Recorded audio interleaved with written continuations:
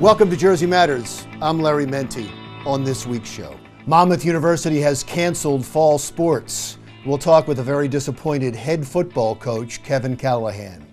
According to a new poll, New Jersey is split on reopening schools in the fall. We'll talk with Krista Jenkins about Fairleigh Dickinson's new poll. New Jersey wants to borrow $9.9 billion, but first, the New Jersey Supreme Court will have something to say about that. We'll talk with a New Jersey Law Journal reporter about what's at stake. And Taylor Swift gives a big shout out to the Jersey Shore. And now my interview with Kevin Callahan, the football coach and head of athletics at Monmouth University. Let's talk about the decision to at least cancel for the time being. I understand it could come back. We'll talk about that in a second. But to cancel at least the fall season for football? Well, obviously it was a disappointing decision from our standpoint. We had 95 plus players on campus since early July, and they were working very hard. They were following all the protocols that we had in place, and quite honestly, we were having a lot of success. But ultimately, it came down to the decision by the Council of Presidents in the MAC Conference, which is Monmouth's home conference for all sports with the exception of football. And the Council of Presidents deemed that in an interest of student athlete and staff safety, that they should cancel all fall sports for 2020. You could have still had games though, because you're involved in another conference as well. I know the Rutgers game was a big one for you. We'll talk about that in a second, but you could have still played games. We would have had games to play because as of yesterday, the Big South is still planning on playing, although there's a chance that that decision may change very early next week. But it was more a university decision about the safety of our student athletes. That has to be our priority. And if we're saying it's unsafe for one group of students to play, we can't say it's now safe for another group of students to play, when in fact, football and basketball are probably two of the highest risk sports when it comes to the possibility of transmitting the virus. The possibility of playing in the spring, like the Ivy League's going to do, the possibility of playing in the spring was not eliminated in that decision. Is that a good chance, and what would have to happen for that to happen?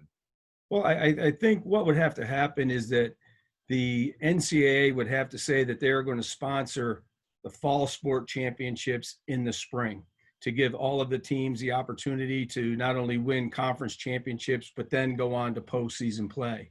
That would be the number one thing.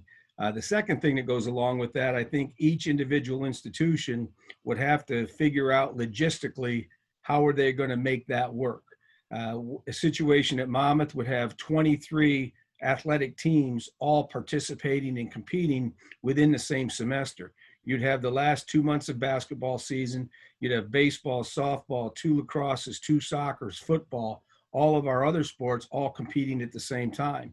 And while we may have the facilities to accomplish that, I think where it would really stress the people here at Monmouth would be in all of the support people, the event management, game day operations, athletic trainers, strength and conditioning coaches, equipment people. That's where I think we would really be stressed. With all of those obstacles, would you like to see that happen? I would like to see it only because it gives an opportunity for our players and all of our athletes at Monmouth to compete.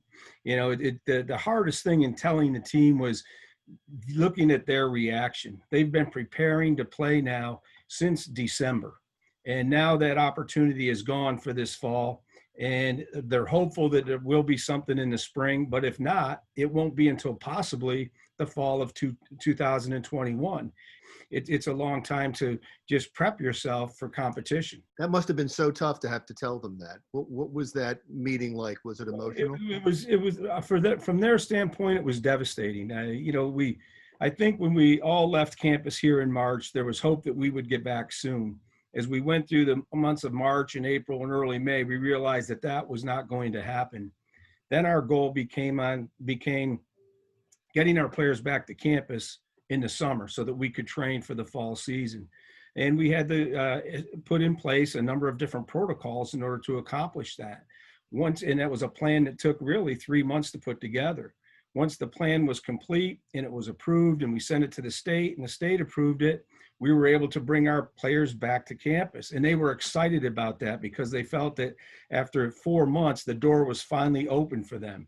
And quite honestly, they missed being around each other. They missed the daily grind of working out with each other. And when they got to come back here, they were all excited. And we were back here for just about 3 weeks. And then this news came down on Monday, and we had to break the news to them.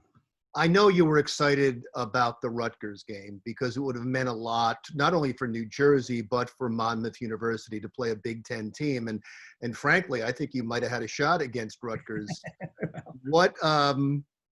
How disappointed are you, and what chance do you have of that game actually being played sometime? Well, disappointing because it was, as you know, the football games are scheduled out 4 and 5 years.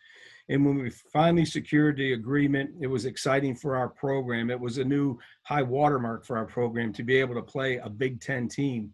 Obviously, when the Big Ten decided to go to conference-only schedule, which I think they are the first, but almost all the Power 5 conferences are going to be doing that in the next couple of days.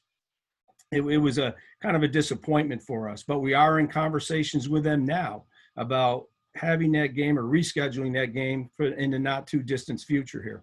How difficult it is to do recruiting with COVID-19? Well, it's completely different than it's ever been. First of all, we lost the spring evaluation period, which is probably the most important period in your recruitment cycle. It's looking at the rising seniors, the junior class, evaluating them, making scholarship offers. So we lost the ability to go out, visit with them and their high school coaches, get their academic reports. But what we also lost was the camp season. That takes place in the months of June and July, where these prospects will come to your campus. You work with them personally. You get to know them. They get to know you. They're able to see your campus. And that's really a big step in the recruitment process. So that's been gone. So now we rely on the media that we have at our availability, which is Zoom. And we're on Zoom a lot, not only with the prospects, but with their parents. We're trying to do virtual home visits to get to know the families, allow them to get to know us. And from that aspect, we're probably further along than we've ever been. But what's missing is the personal contact, the personal interaction that's important in establishing the relationships. Yeah, I share your disappointment. I feel bad for you. I feel bad for your players, especially your seniors who don't get to play their last year at Monmouth. And I do hope you're able to play sometime this year. And I appreciate your time in talking with us. That was Kevin Callahan, head of athletics at Monmouth University. When we come right back, how do New Jerseyans feel about using a brand new vaccine for COVID-19 when it becomes available? And how do they feel about their kids going back to school in the fall? We'll check in with the Fairleigh Dickinson poll when Jersey Matters continues.